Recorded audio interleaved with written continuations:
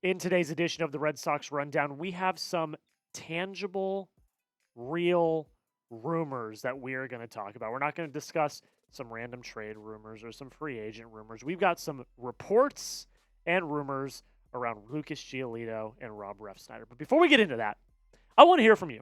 Again, we continue to grow here at the Red Sox Rundown, and I really, really appreciate that. It's incredible, the growth that we've had over this past 7, 8, 9 months. Shout out your favorite Red Sox player. It can be someone from the past. It can be someone from this past season. It can be a prospect coming up. Go down below in the comments. Shout out your favorite Red Sox player. Mine's Dustin Pedroia. He will always be my favorite Red Sox player. Current favorite Red Sox player is Jarren Duran. You let me know. Get down below. Shout out your favorite Red Sox player in the comments down below.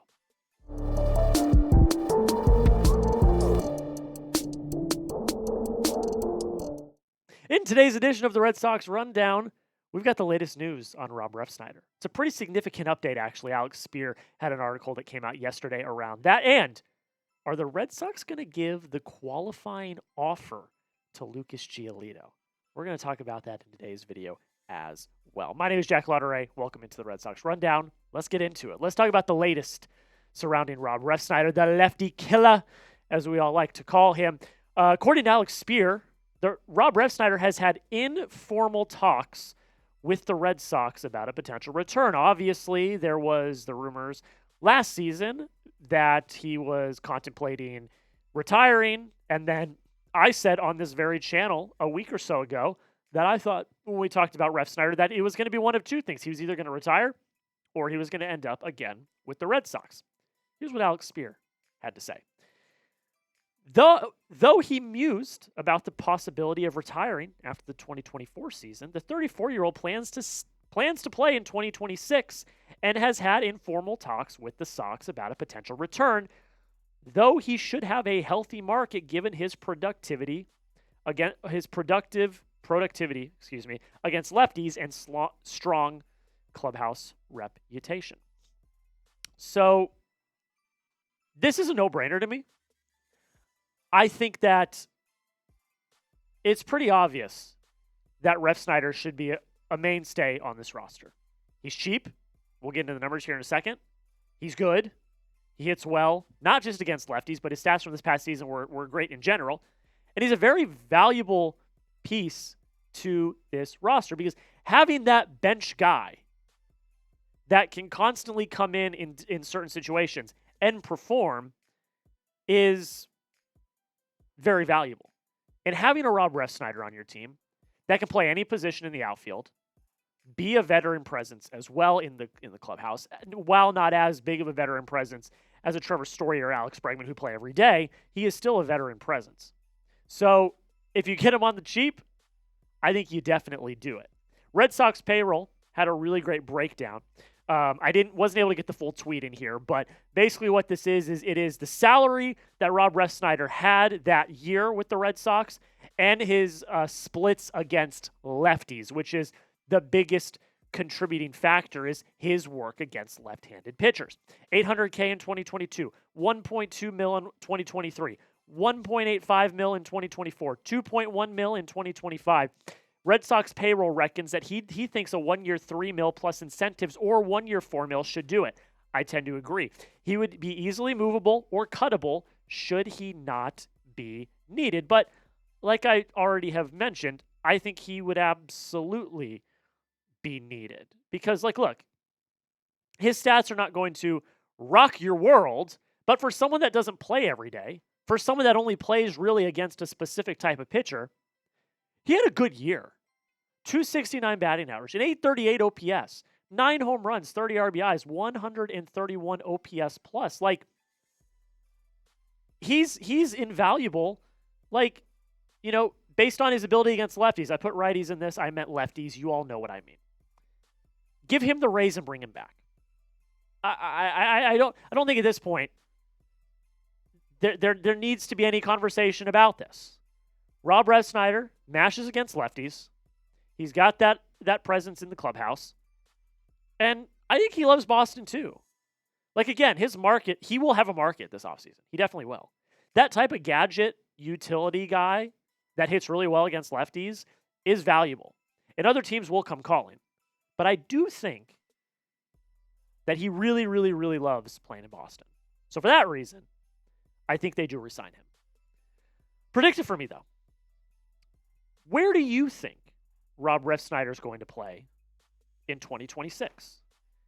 That is the question that I want to ask you on today's video. Type R if you think it's the Red Sox. Type O if you think it's other. I do think it will be the Red Sox at the end of the day. Again, I think he loves the city of Boston. I think he loves the clubhouse. I think he loves Alex Cora. So I'm going to go with my R for Red Sox. But you let me know. R for Red Sox, O for other. Well, where will Rob Refsnyder play in 2026? When the news happens, I can guarantee you we will make a video. That is why you should subscribe to the Red Sox Rundown by Chat Sports. Anytime the Red Sox make a move, anytime there is any sort of rumor, we will cover it here on the channel. We also have short-form content every day, community posts, asking you guys questions, interactive content, all of the above. We did get to our goal of 6,700 subscribers. As you guys know, we are going up by hundreds. So our next goal is 6,800 subscribers.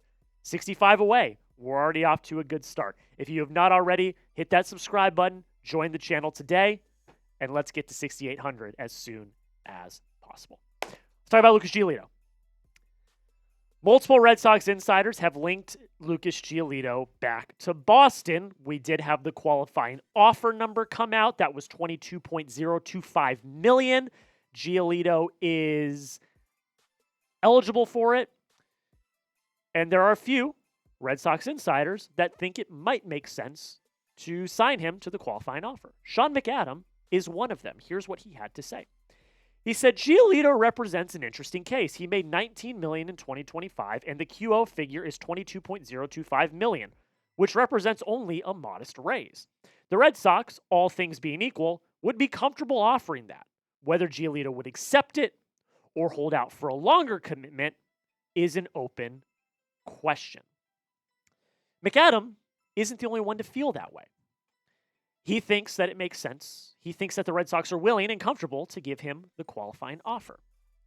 Ian Browne has similar sentiments. He said, I think the decision on Giolito will depend on if the Red Sox feel he is healthy. If so, I believe they will extend him a qualifying offer and then leave the decision in his hands. Very interesting that two of the forefront Red Sox beat writers both believe that they will give Giolito the QO. I can understand the argument. 145 innings pitched this season, 3.41 ERA, 121 Ks, a FIP of 4.17. It's not a bad year, especially since this was coming off of elbow surgery. However, those injury concerns are back. Giolito got the job done. He did. If it wasn't for what him, Bayo, and Crochet did over the summer, the Red Sox would not be a playoff team. They wouldn't. Just is what it is. But those injury concerns are back. He missed the postseason because he was hurt. I don't know if I want to risk that. Are you willing to take $22 million of your payroll and put it towards a pitcher that, one, fell off at the end of the year? That can be attributed to injuries. And two, you can attribute that to injuries. Like, if you want to push your World Series window open next year, which again, if all goes right this offseason, I genuinely think they can, is it worth it having an potentially, I'm not saying he is injury prone, but potentially injury prone pitcher on your team for $22 million when you could put that money somewhere else? You've got a lot that you've got to adjust this offseason. You need a number two. Giolito will not be your number two if you sign him. He won't. Bayo is not your number two. You need to get someone externally as your number two. You need a big power bat. Where's that going to come from? I don't think you're going to trade for one. I think you're going to sign one. That's money. You also need to shore up your bullpen a little bit. You need to add more depth in your lineup. That all costs money.